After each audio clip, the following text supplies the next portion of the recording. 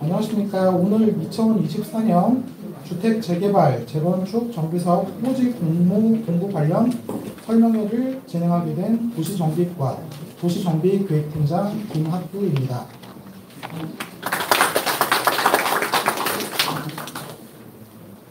시간 관계상 국민의례 참석자 소개는 생략하고 진행하도록 하겠습니다. 오늘 순서는 공고문에 대한 개략적인 설명 후 지금까지 문의가 많이 들어왔던 사항에 대한 Q&A, 질의응답 순으로 1시간가량 진행될 예정입니다. 먼저 공고문입니다. 공고문은 수원시 홈페이지에 접속하셔서 수원 소식, 공고, 고시, 입법 내부를 선택하시거나 배부해드린 QR코드 맨 앞장을 찍어주시면 그 공고문을 다운받으실 수 있습니다. 휴대폰 켜시고 QR코드 찍어주시면 공고문 다운받으실 수 있으니까요. 다운받으셔가지고 같이 보시면서 설명해 들으시면 많은 도움 될 것 같습니다. 를 선택하시거나 배부해드린 QR코드 맨 앞장을 찍어주시면 그 공고문을 다운받으실 수 있습니다. 휴대폰 켜시고 QR코드 찍어주시면 공고문 다운받으실 수 있으니까요. 다운받으셔가지고 같이 보시면서 설명해 들으시면 많은 도움 될 것 같습니다. 공모기간은 2024년 9월 25일부터 2025년 4월 30일까지입니다. 공모 서류가 접수되면 관계부서 협의 및 도시계획 심의 등 약 6개월간의 검토를 거쳐 2025년 10월경 후보지를 선정할 예정입니다. 공고 대상은 공고문을 참고해 주시기 바랍니다.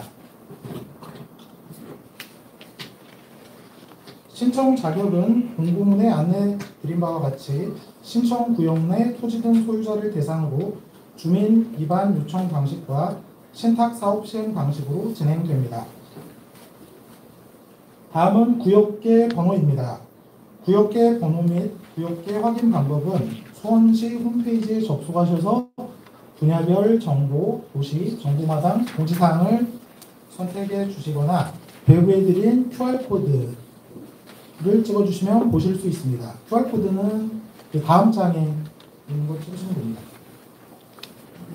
구역계 번호 부여는 추진 주체에서 구역계 번호 부여를 신청하게 되면 내부 검토 후 번호 부여 즉시 수원시 홈페이지 게시판에 게시토록 하겠습니다. 내부 검토 기간은 7일에서 10일 정도 소요됩니다. 다음은 주민 입안 요청 방식 신청 및 진행 절차입니다. 동의서 번호 부여를 신청하시게 되면 번호 부여 후 해당 지역을 공개해 드리게 됩니다. 그 동의서에 동의서를 진구받아 입안 요청을 하시게 되면 검토협의위원회 상정을 거쳐 후보지를 선정할 계획입니다. 재건축 사업 안전진단 추진 절차는 후보지가 선정이 되면 주민의 10분의 1 이상 안전진단 요청 동의서 진구 후 안전진단을 요청하시게 되면 시에서 현지 조사를 통해 접수일로부터 30일 이내 안전진단 실시 여부를 결정하여 통지해드릴 예정이며 안전진단 실시 여부 결정 통지를 받은 후 시에 안전진단 소요 비용을 예치하시면 시에서 안전진단 기관을 선정하여 안전진단을 실시합니다. 안전진단 소요 비용은 안전진단 실시 여부 통지 시 안내드릴 예정입니다. 다음은 신탁사 사업시행 방식 신청 및 신청 절차입니다. 이것도 동일하게 동의서 번호 부여 신청, 번호 부여 및 해당 지역 공개, 동의서 진구, 구역 지정 요청, 검토 협의 및 위원회 상정을 통하여 후보지를 선정하게 됩니다. 신청 방법 및 제출 서류는 공고문을 참고하셔서 2025년 4월 30일 17시까지 수원시 도시정비과에 직접 방문 제출해 주시기 바랍니다. 다음은 주민 입안 요청 방식에 대한 제출 서류 목록입니다. 1번부터 9번까지를 잘 정리하신 다음에 제출해 주시면 되겠습니다. 다음은 신탁사 사업시행 방식에 대한 제출 서류 목록입니다. 다음은 궁금해하시는 후보지 선정 기준인데요. 후보지 선정 기준은 주택 수급 계획을 고려하여 위원회에서 정하는 범위 내에서 구역별 정량평가 점수를 중심으로 입지, 구역, 정책적 특성 및 추진 의지 등을 종합적으로 고려하여 도시계획위원회에서 최종 결정하게 됩니다. 재개발 사업 평가 항목 및 배점 기준입니다. 기본 점수로는 노후동수, 찬성 동의율, 노후 연면적, 과소필지, 접도율, 호수밀도 등으로 구성되어 있고, 가점 항목으로는 구역 면적이 포함됩니다. 감점 항목으로는 반대 동의율, 신축 건축물의 비율로 구성되어 있습니다. 여기서 신축 건축물 기준은 공고문상에 제시해 드린 바와 같이 준공일이 2014년 1월 1일 이후의 건축물입니다. 평가 항목 및 배점 기준은 점수의 차별화를 위해 사익값에 대한 직선 보관 점수를 적용합니다. 다음은 재건축 사업 평가 항목 및 배점 기준입니다. 기본 점수로는 노후도, 동의율, 세대당 주차 대수, 소방활동 용이성 등으로 구성되어 있고, 가점 항목으로는 구역 면적, 단지와 접한 도로폭이 구성 요소입니다. 감점 요소로는 반대 동의율로 구성하였습니다. 이 또한 평가 항목 및 배점 기준은 점수의 차별화를 위해 사익값에 대한 직선 보관 점수를 적용합니다. 배점 기준에 대한 세부 설명입니다. 공고 후 가장 많이 문의가 들어왔던 두 가지 항목에 대한 기준을 설명드리겠습니다. 소방활동 용이성 평가 시 소방도로의 최소폭은 화재 발생 시 단지 내로 소방차나 응급차의 진입에 큰 지장이 있거나 단지 내 각 도로의 접근 가능성을 평가하는 항목입니다. 단지 전체 도로폭 확보 여부, 단지 내 도로 주차 상태 확인으로 가장 작은 폭으로 확인합니다. 최소폭이 작을수록 많은 점수를 받게 됩니다. 단지와 접하는 도로폭 사항은 향후 사업 추진 시 사업성에 대한 가점 부여 항목입니다.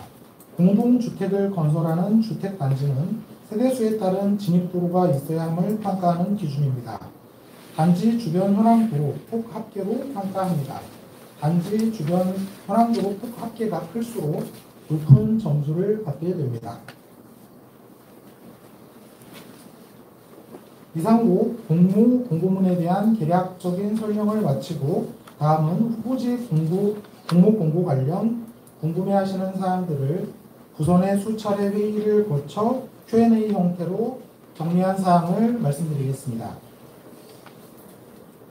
동의서의 효력, 권리 산정 기준일, 미성년자 동의서 작성 방법, 다수의 추진 주체 시 적용, 국공유지 포함, 동의서 번호 부여 요청 시 처리 기간, 역세권 등 용적률 완화 적용 여부에 대한 사례별로 하나씩 짚어가며 설명드리도록 하겠습니다.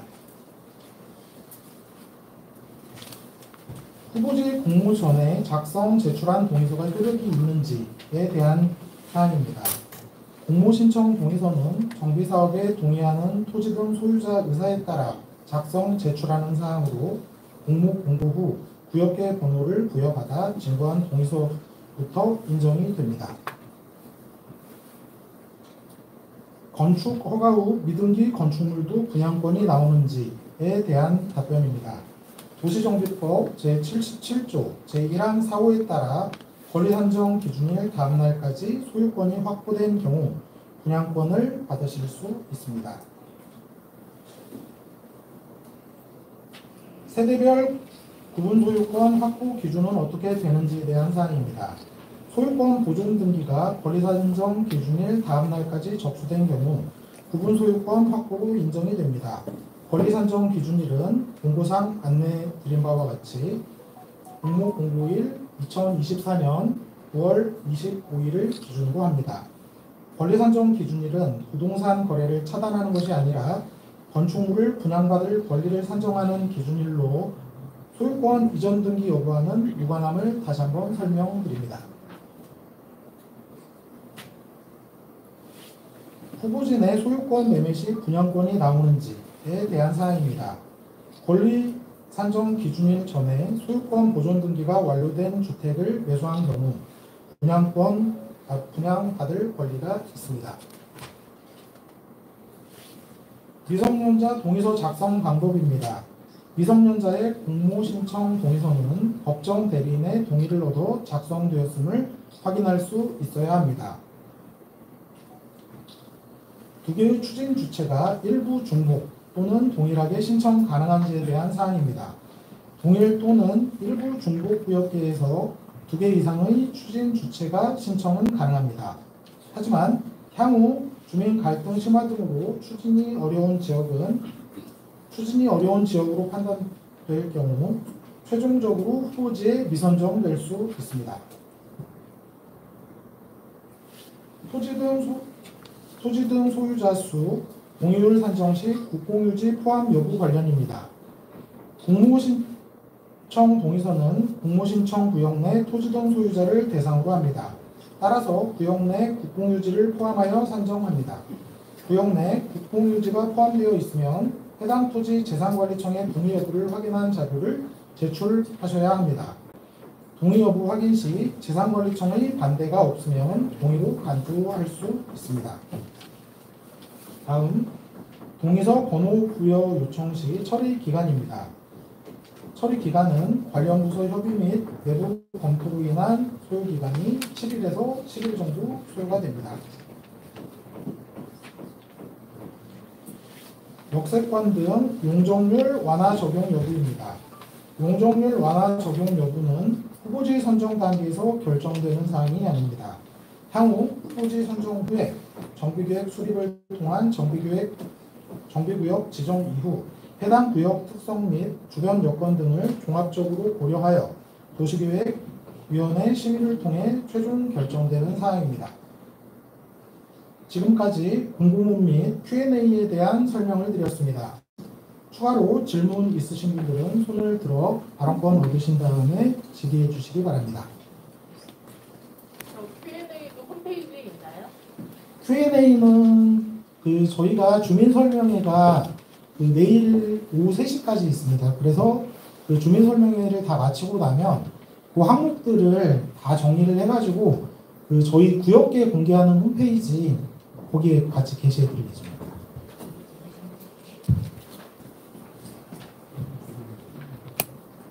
그 단지 내 역사문화 환경보존지역이 일부 걸쳐 있는데 공고문 보니까 그 경우에는 미리 사전에 협의를 어디 해야 된다라고 그런 식으로 본 것 같은데요. 혹시 이거를 뭐 번호부여 신청이라든지 아니면 본 공모사업 신청 시에 사전에 뭐 해야 되는 절차가 있는지 궁금합니다. 역사문화 환경보호지구라도 저희 이제 구역계 번호 부여 신청서를 제출해 주시면 저희가 관련 부서 협의를 다 봐가지고요.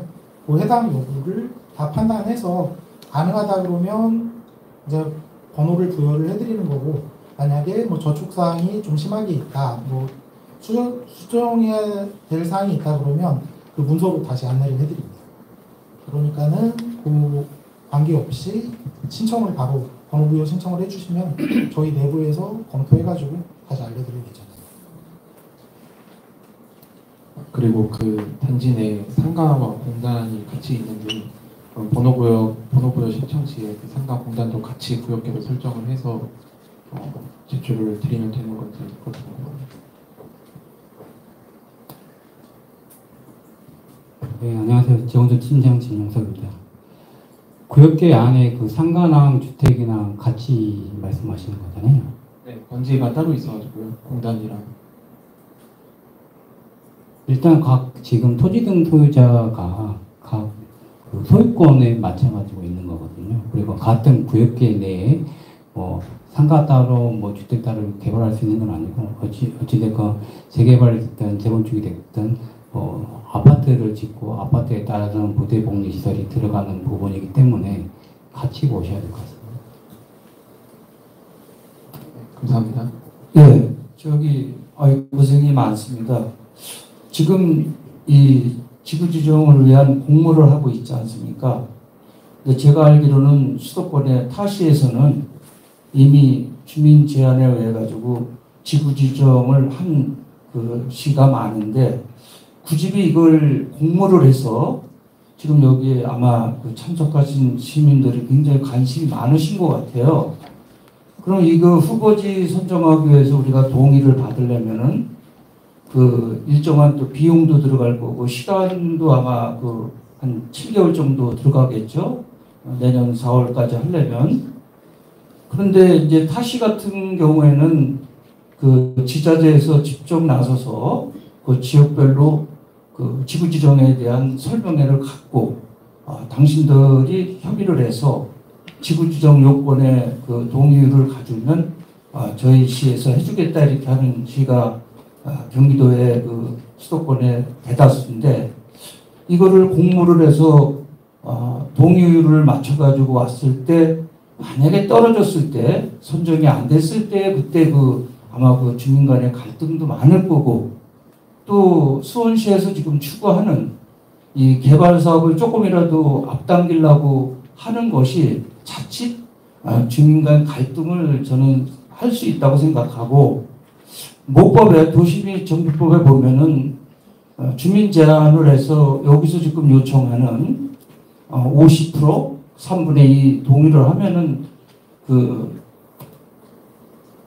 지구지정 제안을 하면은 지정권자인 시장이 그 판단을 해서 해주는데 만약에 떨어졌을 경우에 다른 뭐 대안은 없는 건지에 대해서 설명을 듣고 싶고요. 그리고 이 제가 그 아까 잠깐 그 가점 그다음에 무슨 점수를 봤는데 이미 그거는 그 사실 우리 뭐 도시정비법이나 지난번에 또 그 재개발 사업의 그 노후 같은 거를 하향 조정 정부에서 했는데 굳이 이거를 해서 다 충족하는 그 지구를 갖다가 등수를 매겨서 뭐 한 20군데가 신청했다면 15군데는 되고 5군데는 안 된다. 이 노후가 점수가 안 되는 건 어쩔 수 없지만 그거에 대해서도 제가 답변을 좀 듣고 싶습니다. 그리고 만약에 선정이 됐다 치더라도 그 이후에 정비구역 지정을 위하면 아마 도시설계업체도 필요할 거고 각종 평가업체도 있는데 그 비용의 부담은 시에서 하는 건지 아니면 해당 구역에 우리 주민들이 하는 건지에 대해서 답변을 듣고 싶습니다. 이상입니다. 네, 답변 드리겠습니다. 수도권 내에 타 시가 하고 있다는 공모사업은 지금 이 공모사업은 그 서울이나 부산, 광역에서 일부 하고 있고요.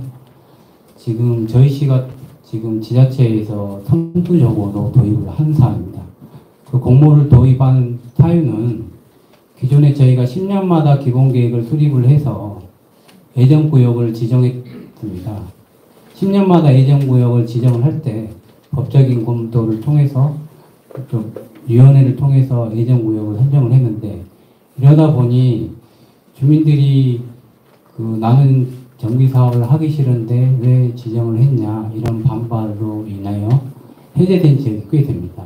그래서 지금은 주민들이 원하는 지역에 대해서 정비사업을 할 수 있게끔 공모를 통해서 저희가 했던 거고요. 또 10년마다 예정구역을 선정하다 보니 노후된 지역에 대해서 너무 오랫동안 기다려야 되는 거거든요. 주민들이. 저희가 그래서 2년마다 하게 되면 주민들이 10년을 기다리지 않고 2년마다 빨리빨리 추진할 수 있지 않냐 해서 이렇게 변경한 상황이고요. 그리고 떨어졌을 때 대안은 결국은 저희가 2년마다 선정을 하게 돼 있습니다. 공모를. 지금 계획은 그렇게 잡혀 있는데 다음에 공모를 또 신청을 하시는 수밖에 없을 것 같습니다. 저희가 그 떨어졌던 지역에 대해서 다른 정비사업적으로 뭐 개발이 잡혀 뭐 세워지는 않을 것 같습니다. 지금 저희가 공모 기준에 보시면 뭐 노후 동수, 찬성률, 노후 연면적 과소필지 이렇게 쭉 있습니다. 여기 지금 저희가 기준을 만든 이유는 주민들이 지금 현재 부동산 그 경기가 좋았을 때는 주민들이 너도나도 다 하고 싶어가지고 신청을 합니다.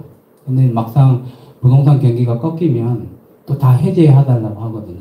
그러면 신청한 지역에 대해서 다 저희가 받아들여서 정비 사업을 할 수 있는 여건이 안 되고요. 그래서 이거를 변별력을 둬서 정말 시급한 지역에 대해서 심의를 통해서 우선적으로 후보지를 선정하겠다, 그런 기준을 마련한 겁니다. 그리고 비용 부담은 원칙적으로 이 정비 사업은 민간 사업입니다. 시에서 하는 공공 사업이 아니고 민간 사업이다 보니 모든 비용은 주민들이 지금 부담을 하는 겁니다. 잘 들었고요. 2년마다 이렇게 하셔가지고 저희 시민한테 많은 혜택을 주는 것처럼 저는 느꼈는데요. 타 지역은 수시로 합니다. 그러니까 주민들이 요건만 갖춰가지고 관할 시에 제안을 하면은 지방도시계획심의위원회를 열어서 타당성 여부를 한 다음에 수리권자가 결정을 해줍니다. 근데 여기는 또 2년이라고 한 게 굉장히 시민들한테 도움을 주는 것처럼 느꼈는데, 이미 경기도의 다른 시들은 수시로 주민 제안을 접수를 받고 있습니다. 그리고 시행을 하고 있고요. 경기도에서 지금 생활권으로 해서 진행하고 있는 지역이 저희 시 포함해서 몇 군데 안 되고요. 서울시에서 하고 있는 신통계획 같은 경우는 주민들이 신청을 한다고 해서 다 되는 게 아니고요. 신통계획에서 통과되는 지역이 일부입니다. 방송에서 나와 있는 지금 모 지역에 대해서 신통계획 통과됐다고 하는데, 구청별로 시에 신통계획을 올려서 통과되기까지 시간이 최소 2년에서 3년 걸리는 겁니다. 그리고 기존에 저희가 예정구역으로 했을 때는 저희가 예정구역 지정에 대해서는 시가 자체적으로 구역 지정까지 해드렸습니다. 연도별 수립 단계에 맞춰가지고 시 자체적으로 비용을 들여서 구역 지정까지 다 해드렸는데, 지금은 공모를 통해서 예정 후보지를 선정하고, 후보지가 선정되면 그 다음에 정비계획 및 정비구역 지정을 조차가 들어가게 되어 있습니다.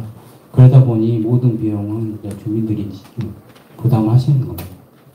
그러면 한 가지 팀장님한테 이 수도권의 다른 시도에서 주민 제안을 해서 정비계획 지정을 해달라고 주민 제안해서 안 된 데가 있을까요? 한번 그거 파악해 보셨습니까? 수원시에서? 제가 알기로는 군포시, 안양시, 의정부시 전부 지금 주민 제안하면 시간이 6개월에서 1년 6개월, 2년 걸릴 수 있어도 전부 지구 지정을 해주고 있습니다. 지금 현실로 또 해줬고요. 그것도 아까도 말씀드렸지만 저는 이렇게 공모를 하면은 여기에 수반되는 게 아무래도 주민사업이라 그래도 지구 지정을 해주니까 이 비용을 수원시에서 대서 공모자에 대해서 혜택을 주는가 보다 이렇게 생각을 했는데, 결국은 모든 그 과정에 대한 비용을 우리 주민들이 부담한다는 거 하면은 아마 제가 보면 달라지는 게 없는 것 같습니다. 지금 공모가 취지는 주민들이 하향식으로 해서 시에 정비 사업을 할 수 있게끔 제한하는 방식입니다. 기존에는 시에서 기본계획으로 통해서 예정구역을 상향식으로 해서 임의대로 지정을 했는데, 지금은 주민들이 우리 지역에 대해서 정비 사업을 하고 싶다 요청을 오면 그 요청한 지역에 대해서 타당성을 검토해서 후보지를 선정해 주는 방식이거든요. 그러다 보니 이 모든 비용은 주민들이 부담을 하시는 거고요. 원래 원칙 자체가 정비 사업은 주민들이 부담을 하는 사업이에요.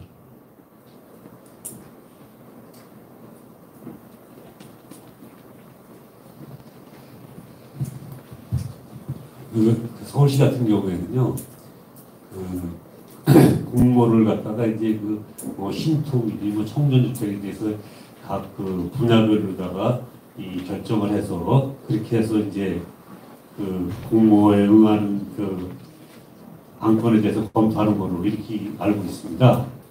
그런데 이제 수원시에서 공모하는 공모 기준을 보면은 여타의 옛날에 했던 주민 제한 방식이나 또 수원시에서 지정해주는 방식이나 이거 똑같은 거 같은 거 차별성을 느끼지 못하겠습니다. 이거를 그래서 그냥 주민이 제안하면은 아무 때나 해주면 되는 것이지 굳이 기간을 둬야 되느냐. 또 그 지금 뭐 7개월 동안 4월 30일까지 기간을 둬서 공모를 하고 있습니다. 이제 그런 것도 지금 제가 알고 있기로는 이게 7개월 동안에 그 면적의 50% 신탁 같은 경우 그 주민 동수의 3분의 2를 받는 경우를 제가 못 봤습니다. 쉽게 얘기하면은 공모 기간 하나도 안 들을 수 있는 겁니다. 이게 그러면 그 다음 2년 후에나 그걸 해야 된다. 이거는 조금 문제가 있지 않느냐 이렇게 좀 하나 좀 제안을 드리고요. 또 한 가지는 이제 권리 산정 기준일을 이제 공고 모집 기한으로 잡았습니다. 그러면은 수원시 내 어디가 될지도 모르는데 그 건축업자들 같은 경우에 허가를 내놨는데 거기 선정이 됐다 이거예요. 그럼 그 사람은 6개월 후에 그 분양을 해야 되는데 그걸 뭐 누가 사겠습니까 그거를요. 분양가도 안 없는데 뭐 이런 거는 제대로 검토가 됐는지 수원시에서 그 답변 뭐 어떻게 해서 그 사람은 지고 나서는 이제 뭐 부자가 나든가 이런 큰 일이 벌어질 수가 있습니다. 이게 그래서 제가 이거 했을 때에 공모 기준으로다가 권리 산정 기준을 했냐는 걸 못 봤습니다. 제가. 다른 지역도 이렇게 이제 여러 가지 말씀을 하셨는데 여태까지 다른 지역에 공모 기준을 묶어버린 데도 없습니다. 수원시 전체가 건축 주지 않는 데는 거하고 건축 제한을 걸린 거와 똑같은 그런 적이 한데 그런 건 좀 이해를 못하겠어요. 좀 궁금하니까 좀 답변 부탁드리겠습니다. 권리 산정 기준을 저희가 공고 때 지정한 이유는 향후에 조합원들이 피해를 볼 수 있는 상황입니다. 그 피해를 방지하기 위해서 권리 산정 기준을 공고일 기준으로 해서 제가 잡았는데 지금 이 기준을 공고일 때 잡은 이유는 이때 안 잡으면 구역 내에 후보지를 선정하려고 하는 내 구역 내에 건축 토지 등 소유자 분들이 연립이나 공동주택이 쪼개기 한마디로 토지 등 소유자 늘리기 쪼개기 사업을 할 수 있는 거거든요. 그러면 향후에 조합원들이 늘어나고 거기에 맞춰서 조합의 사업성이 떨어집니다. 그래서 저희가 투기를 방지하기 위해서 공고일을 기준으로 권리 산정 기준을 잡았습니다. 그리고 대다수 공모를 하는 지역들은 이 공고일을 기준으로 권리 산정 기준을 잡고 있습니다. 그리고 저희 도시공사에서 하는 공공재개발도 아마 이 권리 산정 기준을 공고일로 잡았습니다. 제가 알고 있기로는 이제 그거 잘 모르겠습니다. 그렇게 전체 하는 건지는 이제 전체 다른 데도 한다는데 다른 데 제가 안 한 걸로 알고 있습니다. 기존에 지금 공고일을 기준으로 권리 산정 기준을 안 잡으면 연립 세대가 다가구가 있습니다. 다가구를 연립으로 바꿔서 10개 세대를 10개가 지금은 현재 토지 등 소유자가 1명인데 권리 산정 기준을 일단 안 잡으면 10개를 쪼갤 수 있는 거거든요. 그러면 조합원 분담금이 늘어나는 겁니다. 아니 근데 그게 사유재산을 너무 침해하는 거 지금 제가 이제 말씀드린 이제 그런 부분에 대해서는 일부 너무 침해하고 있다. 그렇지 않나요? 이제 그런 부분에 대해서는 일부 이제 건축주라든지 피해 볼 수 있는 여지가 없지 않아 있는데 대다수 조합원들의 피해를 방지하기 위해서 저희가 그렇게 잡은 겁니다. 그것도 하나만 더. 그러면 이게 아까도 얘기했듯이 4월 30일까지 이렇게 이제 공모를 했는데 그때까지 하나도 접수가 안 됐다. 그랬을 때 모르지 않습니까? 해봐야 하는 거니까. 네. 근데 그거에 대한 그런데 저희가 이제 이 공고를 7개월을 줬는데 이 공고가 이번만 끝나는 게 아니고 향후에 지속적으로 계속 할 거니 구역에서 주민들이 관심 갖고 있으신 분들은 이번뿐만이 아니라 다음을 위해서라도 계속 준비를 하시라는 의미인 거거든요. 아니 그거를 아까도 말씀대로 수시로 하면 안 되냐 이거죠. 법에 정해져 있잖아요. 네. 이게 이제 수시로 하는 방법이 있고 워낙 신청지가 많다 보니 모든 신청지를 공고 기간 동안에 받아서 같은 기준에 의해서 평가를 하기 위해서 저희가 지금 공고 기간 내에 받아서 동일한 평가를 받기 위해서 하는 겁니다. 평가 기준을 갖고 그거 말씀대로 수시로 받아서 하면 일은 거기다 많아지는데 주민들은 더 원하지 않을까요? 네, 주민들이 이제 수시 행정 편의적이라는 게 조금 이제 행정 편의적이라고 이제 일부 이제 생각하시는 분들도 없지 않아 있는데 저희가 일반 첫 공모이고 이번 첫 공모를 통해서 이제 뭐 수시로도 가능하면 저희가 전반적인 검토를 통해서 다음에는 검토를 할 계획이고요. 이번에는 어찌됐건 첫 공모다 보니 그 전체 신청자들이 워낙 지금 많이 있습니다. 그래서 동일하게 평가를 해서 그 동일한 평가 기준에 맞춰서 심의를 받기 위해서 지금 하는 겁니다. 예, 한 말씀 드리겠습니다. 보완하시면서 일 진행하시는 게 예, 예, 한 말씀 드리겠습니다. 일반적으로 권리산정 기준일은 조합 설립을 기준으로 하는 걸로 알고 있는데 일반적으로 조합 그 권리 산정 기준은 조합 설립이 아니고요. 구역 지정일입니다.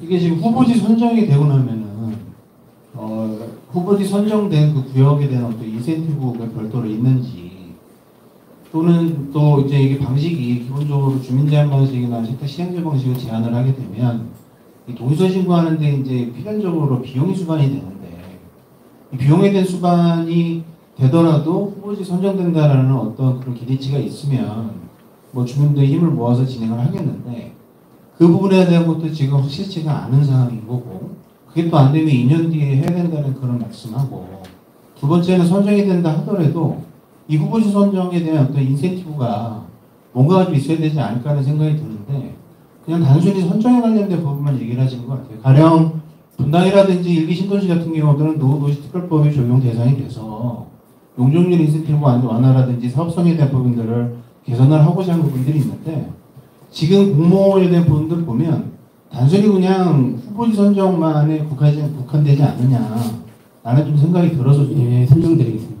지금 일기 신도시하고 지금 저희가 내보낸 그 공모하고 다른 겁니다. 일기 신도시는 노후 택지 개발 지역이나 신도시 지역 20년 이상 지역에 대해서 개발을 위해서 별도 노후 정비법이 별도 있습니다. 그 법에 의해서 하는 거고요. 저희는 도시 및 주거환경 정비법, 구도심에 대해서 노후된 지역에 대해서 정비를 하기 위해서 하는 사업이고요. 지금 인센티브 자체는 지금 기본계획에서 인센티브가 이미 지금 내용이 다 담아져 있고요. 지금은 후보지는 말 그대로 정비 사업을 하기 위해서 아무나 신청해서 되는 게 아니라 법정 요건에 맞는 지역에 대해서 후보지를 신청을 하게 되면 심의를 통해서 선정을 하고 그 이후에 정비계획 수립이나 정비구역 지정 때 인센티브라든지 용적률이라든지 그런 부분을 적용을 받게끔 되어 있는 겁니다. 지금 단순하게 정비 사업을 하기 위한 예전에 기본계획에서 하는 것처럼 예정지를 선정한다고 보시면 되실 것 같습니다. 네, 한 말씀 다시 드리겠습니다. 그럼 구역 지정일이 언제 되는 거죠? 후보지가 최종적으로 선정이 되고 구역 지정은 주민들이 또 제안을 해야 됩니다. 이제 정비 계획을 그럼 구역 지정이 안 됐는데 공고만 하고선 왜 선생님 이제 이 절차가 일반적으로 알고 있는 상식선에서 권리 선정일을 정해야지 공고하면서 권리 선정일 정해버리면 어떡합니까? 상식선에서 일을 처리해야지 일반적으로 처리할 수 있는 기간과 권리 산정 있지 않습니까? 권리 산정 기준일은 공고일 때 마음대로 합니까, 시에서? 권리 산정 기준일은 법에서 특정하게 지자체에서 지정할 수 있게끔 되어 있습니다. 그래서 저희가 그것이 예측 가능하게 시에서 예측 가능하게 권리 선정일이 일반적으로 알고 있는 것을 기준으로 해야지 공고하면서 권리 선정기를 정해버리면 어떡하냐고요. 그러니까 저희가 기존에 그걸 시에서 믿을 수 있는 행정이라고 봐요. 일반적으로 미래 추정할 수 있는 기준을 정해서 아니 기준을 하셔야죠. 미리 저희가 공고할 때 공고하면서 일방적으로 한 거 아니에요, 그거는요. 공고할 때 일반적으로 미리 그 기준일을 권리 선정 기준일을 공고일로 지정을 한 거고요. 저희가 기존의 그 기본 계획에서 예정 구역대로 하는 방식은 정비구역 지정일을 가지고 권리 선정 기준을 하고 있습니다. 그러니까 예전부터 하던 대로 그대로 그 좀 전에 이제 가능하게끔 하는 것이 좀 전에 말씀드렸다시피 대다수 토지 등 소유자나 향후에 사업을 추진하는 조합원들을 피해를 방지하기 위해서 누가 피해를 보는데요?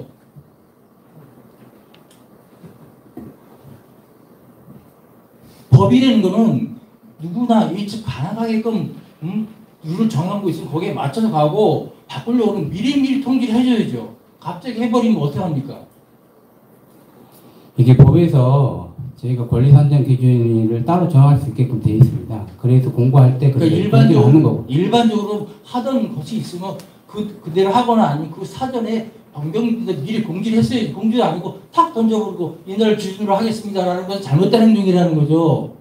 미리 공지를 하게 돼 언제를 공고일로 해서 권리 선정 기준을 하겠다 공고를 하게 되면 바뀝니다라고 얘기를 해줘야죠. 아니 공고를 하게 되면 거기에 따라서 투기 소유는 어떻게 방지를 합니까? 누가 투기를 해요? 사람들을 다 투기꾼을 만듭니까? 다른 분 질문 받겠습니다. 예, 저도 한 말씀 드리겠습니다. 방금 말씀하신 분에 대해서는 저도 이역을 하고 있어서 말씀드리는 건데요.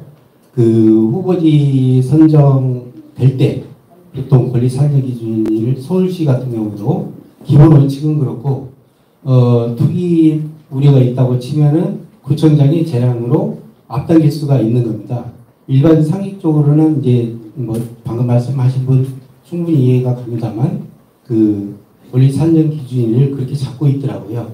그래서 그 부분에 대해서는 저는 이의는 없고 저기 공모가 2년마다 한다는데 서울시 같은 경우는 신속통합계획을 21년에 공모를 해서 21년 말에 21개, 22년에 25개 해서 통합계획 후보지를 잡았습니다. 그리고 이제 구역 지정할 때까지는 신속통합기간이 나오고 확정된 다음에 정비계획 위반제한 또 별도로 진행하는데 그 시간이 상당히 걸리더라고요. 근데 제가 여기서 묻고 싶은 거는 서울시는 그 2년간은 공모를 1년에 한 번씩 공모를 해서 진행했다가 나중에는 수시로 돌렸거든요. 수시 모집으로. 그때가 이제 처음이니까 이제 공모할 수 있겠죠. 구청별로 한두 개 정도는 해주겠다. 기본 원칙이 있었던 것 같아요. 그래서 진행했는데 수원시 같은 경우는 방금 말씀하시는 거 보니까 그 2년, 이번에 이제 탈락되면 2년 후에 기대할 수밖에 없다는 그 부분에 대해서는 상당히 그렇다면 이번 그 후보지 선정이 안 되면 2년을 꼭 기다려야 되는지 아니면은 별도로 이 그 후보지 공모를 떠나서 그 도정법 그 주민 위반 제한 방법으로 별도로 진행할 수 있는 방법이 있는지 그 묻고 싶습니다. 지금 저희 2030 그 생활권 계획을 변경하면서 2년마다 공모를 하게끔 되어 있는데 지금 공모를 처음 하다 보니 지금 이 공모를 다음에 뭐 수시로 받겠지 계속 2년마다 할지는 저희가 그 2040 기본 계획을 수립을 하면서 전반적으로 검토를 할 생각입니다. 우선은 첫 공모이고 첫 공모 계획 때 2년 단위로 하려고 지금 계획을 잡고 있는 부분이라는 걸 말씀드리고 싶습니다. 예, 아니 이 재건축 시청의 재건축 팀하고 재개발 팀하고 공무원 인원수가 대충 몇 명 됩니까? 저희 2명 있습니다. 재건축 2명, 재개발은 3명 있습니다. 자, 그럼 5명이에요. 근데 이게 수시로 하면은 업무를 좀 나눠서 할 수 있지만 한 푼에 통합적으로 해서 공모를 한다면 뭐 몇 개 지역이 올 줄 모릅니다. 저는 그건 뭐 예상이 안 되니까 저도 잘 모르니까. 그래서 이 지금 아까도 제가 누수히 말씀드렸지만 지금 이미 경기도 타시에서는 수시로 위반 제한을 받아들이고 있고 시행하고 있어요. 근데 이제 수원시에서 저는 이제 공모를 한 데서 굉장히 큰 뭐 혜택이나 주는 거처럼 해가지고 제가 아까 질의한 게 그럼 뭐 선정된 다음에 거기에 수반되는 비용은 누가 부담합니까? 하니까 아무것도 없는 거예요. 예, 아무것도 없으면서 뭐 생색낼 것도 없는데 뭐하라 그냥 법에 있는 대로 주민들이 50% 3분의 2 동의해서 가져오면 거기에 타당성 검토해서 그 건축시비위원회에서 여기는 지구지정을 해줘야 되겠다 안 해주겠다 판단하면 아주 쉬운 거를 굉장히 이거 어렵게만 지금 만들어 놓으신 것 같아요. 네? 어렵게 만든 게 아니고요. 저희 시가 기존에 했던 예정구역대로 하면 주민들이 그냥 계시면 구역 지정까지 저희가 단계별 추진 계획에 맞춰가지고 다 해드립니다. 근데 지금은 예정구역을 후보지로 해서 선정을 하고 후보지가 선정되면 그 이후에 정비계획 및 정비구역을 지정 절차가 들어가다 보니 이런 공모의 방식을 도입을 하는 거고 향후에 이 공모 2년 단위로 하는 거에 대해서 문제점이 있다 그러면 저희가 뭐 수시도 뭐 검토를 해볼 생각은 있습니다. 근데 지금 자체에는 우선 계획이 2년 단위로 하게끔 돼 있다 보니 자꾸 핑계를 대시는데 모법에 도정법에 나와 있잖아요. 주민 제한을 토지동 소유자가 뭐 노후도라든가 이런 걸 갖춰가지고 오면은 시에서는 여러분들 공급받고 뭐해요? 에? 그거 하라고 앉혀놓은 거 아니에요. 아주 쉬운 거를 왜 어렵게 만드냐 이거. 그리고 아까도 말씀드렸지만은 이게요 50% 3분의 2 동의라는 게 쉬운 게 아닙니다. 그러면 돈도 들어가야 되고 시간도 들어가고 다 들어갔는데 공모를 했는데 거기서 떨어져 봐요. 그러면 거기에 대한 후유증은 생각 없이 공무원들은 말 한마디 하지만 여기 오신 분들은 뭐 보고 돈으로 움직여야 돼요. 이거 쉽게 판단하는 게 아니에요. 그렇게 5명이서 뭘 해요? 인원 5명이서. 인원 5명이서 수원시 100만이 넘는 재건축 재개발을 총관장하면서 한 번에 일을 한다. 굉장히 어려운 겁니다. 이거는. 네, 잘 알겠습니다.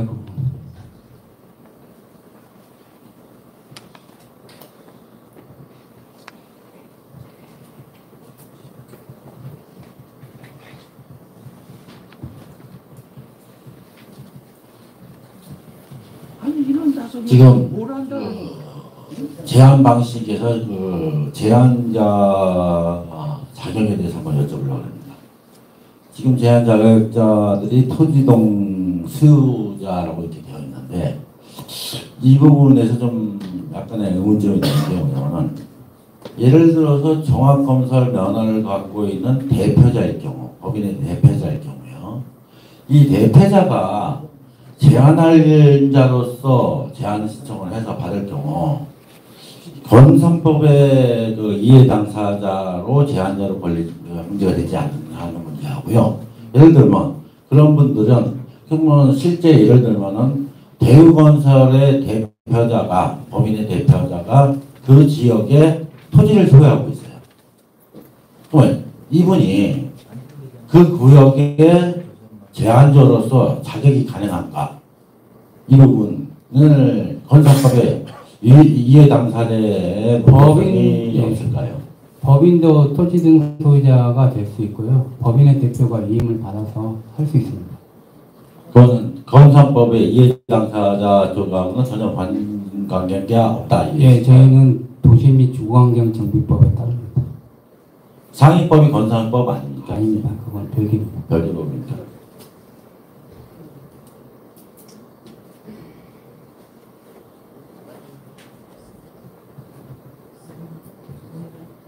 네, 뭐 안전진단이나 이런 거는 이제 주민이 뭐 비용을 부담을 해야 된다는 건 이해를 하는데요. 그 동의율을 구하는 과정에서 이제 비거주 소유주들이 많지 않습니까?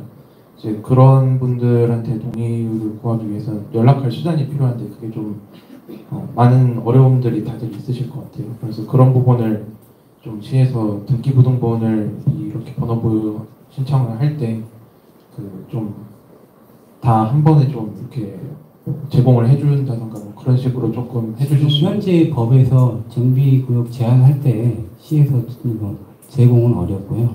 향후에 조합 설립할 때 정도만 가능하게끔 되어 있거든요. 지금 워낙 그 개인정보보호법이 강화되다 보니까 저희가 임의대로 저희가 제공을 할 수 없습니다. 법에서 허용하지 않는 겁니다. 그럼 이제 뭐 제공을 해주시지는 못하더라도 이제 뭐 대신해서 뭐 발송을 해주신다던가 좀. 그거는 이제 어렵습니다. 그건 이제 자체적으로 주민들이 동의를 걷어와서 저희한테 주민 50%가 이렇게 구역지정 후보지를 신청한다 하는 거지 시가 대신해서 해줄 수는 없습니다. 네, 알겠습니다.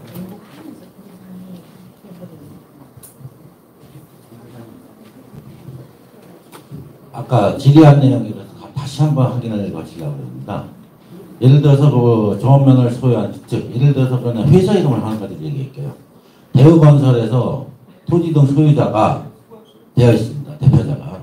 그러면 이 구역의 사업을 위해서 제한자로 대우건설 대표자가 신청 가능하다고 좀 말씀하신 거 맞습니까? 네. 법인 이제 인감 첨부하셔가지고 하시면 됩니다. 법인 인감 첨부해서 네. 그럼 건설회사에서 제한을 해서 사업을 할 수 있는 길이 열리는 거네요. 그러면요. 법인도 어민이 말하면 구역 내에 가지고 있으면 토지 등 소유자. 토지 등 소유자인데 그래서 그 법에 대해서 제가 면밀히 다시 그 제한자의 자격에 관련돼서 어떤 법적인 부분이 향후 지금 얘기하신 대로라면은 저희 대기업체 같은 경우가 이 구역의 대표로서 제한자 역할을 토지 등을 추후에 즉 내년 4월까지니까 지금 현재 이달에 토지를 사갖고 그 사람이 제한자로서 역할을 사업을 할 수 있는 그런 문제가 생긴다는 얘기를 드리는 거예요. 지금 이게 저희 도정법에서는 법인을 토지 등 소유자에서 제외하는 별도 규정이 없습니다. 동일하게 봅니다. 그래서 대표자 위임을 할 경우에 그 대표자가 토지 등 소유자로서 역할을 할 수 있습니다. 제가 지금 얘기하는 건요. 좀 전에 그 설명하신 대로라면은 이 구역의 투기 세력을 방지하기 위해서 그 공남 공고 일자 기준으로 해서 그 부분을 한다고 했는데 그것도 일정 부분 이해를 합니다. 그 부분은. 그러나 지금 제가 얘기 드리는 거는 지금 토지 등 소유자의 신청 자격에 관련돼서 이러한 문제점, 즉 건설회사, 즉 대기업체들이 여기 와서 그러한 사업을 할 수 있는 제한자 자격을 발생할 수 있는 부분이 충분히 있는데 그 부분에 대해서 가능하다고 얘기를 하시니 그 부분이 그러면 지금 제가 봤을 때 가장 쉬운 방법은 한 가지가 있네요. 이 구역지정 50% 신청하는 게 건설회사들하고 조합원을 가진 건설회사하고 어떠한 커넥션을 갖춰갖고 이 동네에 토지를 소유하게끔 한 다음에 그 건설회사가 자금을 내서 토지 등 소유자의 50%를 받아서 제출하고 그러면 그 이후에 시공사로 선정이 되는 거는 아무 일 문제 없다는 얘기죠. 그래서 제가 그 부분에 대해서 문제가 발생할 수 있는 여지가 충분히 있다는 거죠. 즉 잘못했다면 주민의 사업이 될 사업이 대기업이나 건설회사의 투기 세력이 사업이 될 수 있는 개연성이 발생한다는 얘기죠. 그런 부분이 뭐 염려가 없지 않아 있지만 그렇게 발생한 지역을 저희가 아직까지 보지는 못했습니다. 아직까지 그걸 해본 적이 없으니까요. 지금 얘기하신 진행 방식에서 이해 당사자에 해당이 되는지 안 되는지도 건설법 상위법이기도 안 되기 때문에 이게 얘기를 하셨기 때문에 제가 얘기를 드리는 건요. 지금요.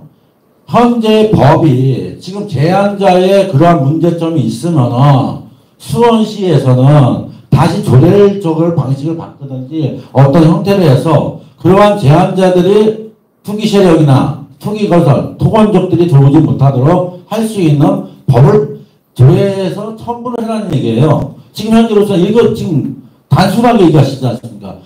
법에 의해서 지금 토지 등 소유자의 자격은 법인의 대표자, 법인의 소유자도 토지 등 소유자입니다. 이거는 통상적으로 얘기할 수 있는 얘기예요. 저희가 행정청에서 바라는 거는 그러한 위험성이 있는 거를 행정청에서 조례를 규정을 정해든 벌칙 조항을 하든 그걸 막을 수 있는 길을 열어주셔야 된다고 생각합니다. 토지 등 소유자에 대한 자격은 법에서 규정하고 있고 조례는 법에서 위임한 범위 내에서 적용을 할 수 있는 부분입니다. 이 부분은 시 조례에서 할 수 없는 부분입니다.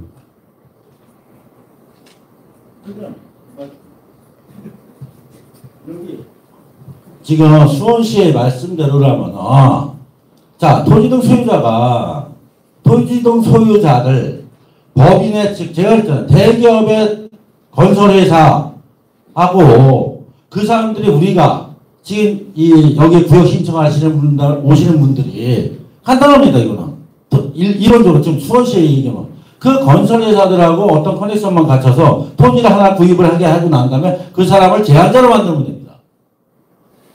그런 현상이 분명히 발생할 수 있고 여지가 충분한데 그거가 법에 의해서 조례에서 정할 수 없다? 이건 상식적으로 주민들을 위한 사업이 아니라 잘못했다가는 토건 세력들의 사업이 될 수 있는 그런 문제점이 상당히 내포된 문제라고 생각하는 겁니다. 제가. 그래서 이 부분은 수원시에서 어떤 방법이 있는지 그 방법을 찾아서 이 부분은 아까 얘기하신 말씀대로 투기 세력이나 아니면 그런 부분을 막기 위해서라도 이 부분도 해소를 해줬으면 바랍니다. 네, 내용은 잘 알겠습니다.